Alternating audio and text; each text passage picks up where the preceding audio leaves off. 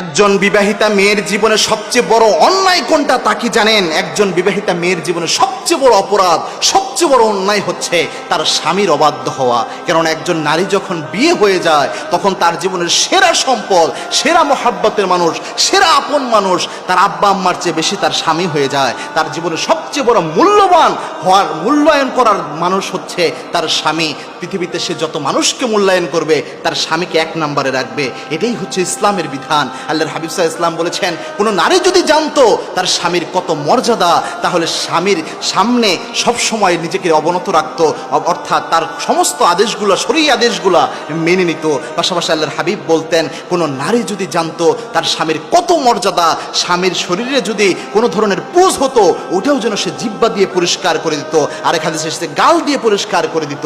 এটা গুরুত্ব বোঝানোর জন্য আল্লাহর হাবিব সাল্লাল্লাহু আলাইহি ওয়াসাল্লাম বলে গিয়েছেন। সুতরাং প্রিয় বোনেরা, আর যাই করেন স্বামীকে সর্বোচ্চ সম্মান করেন। প্রিয় ভাইয়েরা, আর যাই করেন স্ত্রীকে সর্বোচ্চ মূল্যায়ন করেন।